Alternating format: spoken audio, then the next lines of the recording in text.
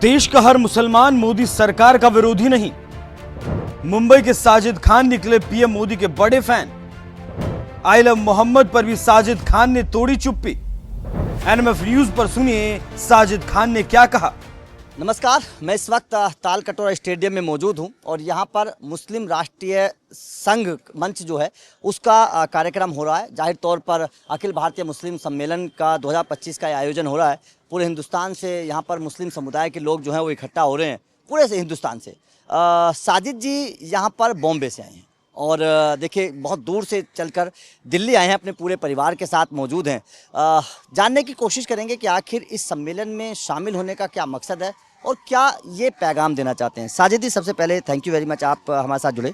साजिद जी, क्या पैगाम देना चाहेंगे और आप इस मंच से, इस सम्मेलन में, आप क्योंकि मुंबई से यहाँ पर आए हैं, बड़े लंबा सफ़र तय किया है, तो कुछ ना कुछ तो आपके मन में होगा, क्या आपका वो है? देखिए, मेरा ऐसा मानना है कि मुस्लिम राष्ट्रीय मंच ऐसा प्लेटफॉर्म है जहाँ पे मुसलमानों को लेकर चला जाता है। हम इस प्लेटफॉर्म से जुड़े हुए हैं 2014 से और हम इसे कार्यकर्ता भी हैं। यहाँ पे इंक्लूसिव करने के लिए कोशिश की गई है एक इंद्र जी की तरफ से। हमने बॉम्बे में भी काफ़ी प्रोग्राम करे हैं, हम जयपुर गए हैं, अजमेर गए हैं, पूना गए हैं, अब दिल्ली आए हैं हम इसमें। तो हमें लगता है कि वो एक मैसेज देना चाहते हैं as a part of the organisation जो मुस्लिम राष्ट्र मंच उन्होंने बनाया है कि हमारे साथ जुड़िए। सारे मुसलमानों को लाइक माइंडेड पीपल हैं, इंटेलेक्चुअल पीपल हैं, अपना प्रोफेशनल पीपल हैं जो समझते हैं सब चीज़ों को, राजनीति भी समझते हैं, पॉलिटिकल चीज़ें भी समझते हैं। तो उसमें से एक मुसलमानों का जो एक मुद्दा उठता है चीज़ों के लिए, तो उसको सही तरीके से वो क्लियरिटी देते हैं। मतलब हमारा ये मानना है।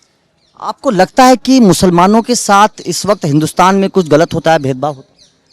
मुझे नहीं लगता है सब तरह ऐसा हो रहा है करके। एक पॉलिटिकल बात ना करते हुए मैं ये बोलूँगा कि ऑर्गेनाइजेशन कुछ अच्छा काम कर रही है। अगर लोगों को जोड़ के और लोगों के कंसर्न के लिए, उनके लिए कुछ ऊपर उठाने के लिए, उनके लिए कुछ अच्छे मुद्दे आ रहे हैं, तो लोगों को जुड़ना चाहिए उसको। मुझे ये लगता है पर्सनली। आपने इंद्रेश जी की चर्चा करी। इंद्रेश जी संघ से जुड़े हुए हैं, बीजेपी से जुड़े हुए हैं, आप बीजेपी के काम को कैसे देखते हैं?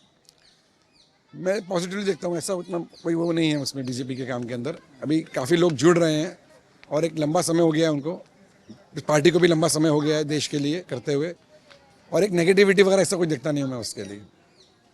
आपके समुदाय के बहुत सारे मौलाना जो हैं वो सवाल खड़े करते हैं कि बीजेपी तो मुस्लिम धर्म की विरोधी पार्टी है, हमारे लोगों को कुचला जाता है, दबाया जाता है। क्या आपको भी लगता है? मुझे नहीं लगता ऐसा, इस तरह के ऐसा नहीं लगता मुझे कि पर्सनली कोई कम्युनिटी के कास्ट का कोई ऐसा कुछ होता है करके। मुझे ये लगता है कि अगर हम जुड़ेंगे तो हमें पता चलेगा कि क्या चल रहा है, हम मेन स्ट्रीम में आएंगे, मुझे ये लगता है करके। अगर हम नहीं जुड़ेंगे और हम कास्ट और रिलीजन की बातें करके लेके बैठेंगे तो हम लोग और पीछे चले जाएंगे। आज एजुकेशन के अंदर जो कम्युनिटी का जो बैकग्राउंड है, तो वो सब जानते हैं कि उसमें वेल ऑफ नहीं है कम्युनिटी, तो हमें जुड़ना चाहिए। जो उनकी स्कीम वगैरह है उससे फ़ायदा उठाना चाहिए हमें, और हमें मुख्य धारा में आना चाहिए। एक अच्छा प्रयत्न होना चाहिए करके। अभी जो मुद्दा चल रहा है आई लव मोहम्मद का, मैं जानना चाहता हूं क्योंकि आप एक मुस्लिम हैं और पूरे हिंदुस्तान में उसकी बातें चल रही हैं, आप इस मुहिम को कैसे देखते हैं? देखिए, हमारे मैसेंजर थे जो मोहम्मद सल्लल्लाहु अलैहि वसल्लम, उनका मैसेज था पीस का, और हमारा रिलीजन भी पीस का ही है। तो उसके अंदर कोई भी राजनीति बात ना करके जो उनके मैसेज था उसको आगे बढ़ाना चाहिए। हम तो ये चाहते हैं। जिस तरीके से सड़कों पे उपद्रव हो रहा है, चीज़ को कर रहे हैं, जो अलग तरीके से पॉलिटिकली पेश कर रहे हैं, वो गलत है। इसका मैसेज तो हमारे पैसेंजर का ये था कि पीस है, रिलीजन के हिसाब से भी पीस है, तो आप उसको फैलाइए और लोगों को सबको एक लेके चलिए। हमारे में एक आयत है, मैं वो बताना चाहूँगा, लकुम दीन नकुम वलिया दीन, एक रिलीजियस आयत है हमारी, अरेबिक में है। उसका मीनिंग ये है कि लकुम दीन नकुम वलिया दीन, आप अपने रिलीजन को फॉलो कीजिए, दूसरों को अपने रिलीजन फॉलो करने दीजिए। तो एक इसमें रिस्पेक्ट की लाइन आती है, उसमें कोई डिवीजन या कोई बंटवारे की नहीं आती है करके। तो मैं ये बोलना चाहूँगा कि आई लव मोहम्मद एक जो बहुत बड़ी चीज़ है हमारे लिए एज ए मुस्लिम, हमारा सेंटीमेंट है, हमारा थॉट है, हमारा बहुत बड़ा उसमें एक वो है, मतलब मानना है हमारे धर्म के लिए, जो हमारे प्रॉफिट की टीचिंग्स हैं, जो उनकी बिलीफ्स हैं। तो उसको आगे बढ़ा के भाईचारे से लेके सबको आगे चलना चाहिए, और बाकी लोगों को भी समझना चाहिए इस बात को लेके।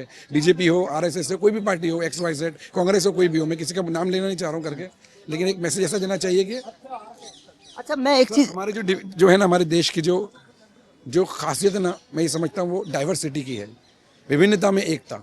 तो उसे अगर आप सबको जोड़ के लेके चलोगे, जैसा आज बीजेपी का नारा था सबका साथ सबका विकास, तो उसमें आपको सबको ज़्यादा से ज़्यादा वक्त देना चाहिए, ताकि लोगों को लगे कि नहीं, हम एक पार्ट है, हिस्सा है, और कम्युनिटी को भी आगे बढ़ाएं और सबको एक आगे साथ में आगे लेके चले। मैसेज देना चाहता हूँ।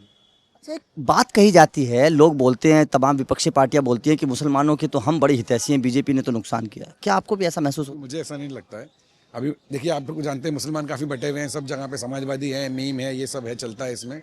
लेकिन जहाँ तक है कि किसी ने किसी को एक्सप्लॉइट किया, ऐसा कुछ नहीं है।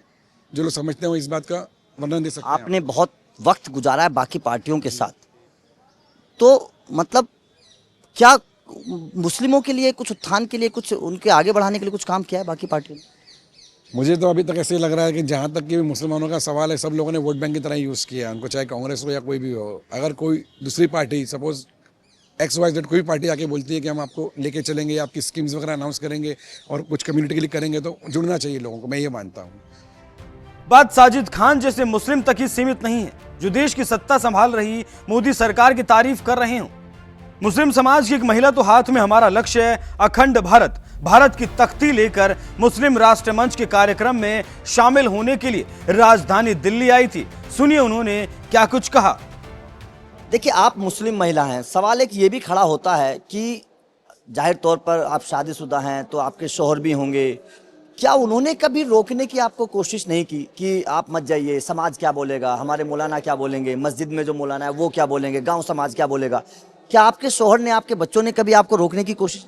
इसके लिए मैं अल्लाह का बहुत शुक्र अदा करती हूँ कि उसने मुझे एक इतना अच्छा शौहर दिया है कि वो मुझे कहीं पर भी जाने के लिए, आने के लिए, इवन कभी रात में या तो दिन में, किसी भी टाइम, जैसे होता है मोस्टली होता है कि रोक लेते हैं। ये ऐसा नहीं है कि हम मुस्लिम्स में ही, हिंदूज में भी ऐसे करते हैं, रोकते हैं। लेकिन मैं शुक्र अदा करूंगी खुदा का कि मेरे शौहर बहुत अच्छे हैं और वो मुझे हमेशा कोऑपरेट करते हैं। इवन अभी भी जब भी मैं आ रही थी, उन्होंने कई बार कॉल कर ली कि आप लोग पहुंच गए, नहीं पहुंचे, और वहाँ पे क्या हो रहा है, सब अच्छा चल रहा है या नहीं। तो वो हमेशा हम लोगों को कोऑपरेट करते हैं, मुझे नहीं, इवन सब लोगों को वो कोऑपरेट करते हैं। तो मैं दुआ करूंगी सब लोगों को ऐसे जीवन साथी नसीब हों और वो सब हम लोगों को, क्योंकि हम लोग लेडीज हैं, हम अकेले कुछ नहीं कर सकते हैं। जब तक हमारे बैक पे जो हमारे साथी हैं वो हमें सपोर्ट नहीं करेंगे, हम आगे नहीं बढ़ सकते। बढ़ेंगे फिर थोड़ा सा तकरार होगी, लेकिन वो तकरार ना हो और वो हम लोगों को सपोर्ट करें तो ये ज्यादा अच्छा है। आप जिस विचारधारा के साथ चल रही हैं, क्या आपके समाज में, गांव समाज में, घर के आसपास में उस विचारधारा को लेकर कभी आपको टारगेट किया जाता है कि आप तो उस विचारधारा के साथ हैं, हमारा तो ये मकसद नहीं है, या हम तो उस तरीके के लोग होते हैं, समाज में इस तरीके के लोग होते हैं, क्या आपको इसका कभी सामना करना पड़ा? हाँ, सामना तो करना पड़ेगा, जाहिर सी बात है, बहुत सारे लोग हैं। क्योंकि देखिएगा, पांचों उंगली बराबर नहीं होती है, तो इस तरह की चीज़ों को हम लोगों को भी सामना करना पड़ता है। लेकिन बात वही है, अगर हम मजबूत हैं तो हम लोग किसी से दबने वाले नहीं हैं।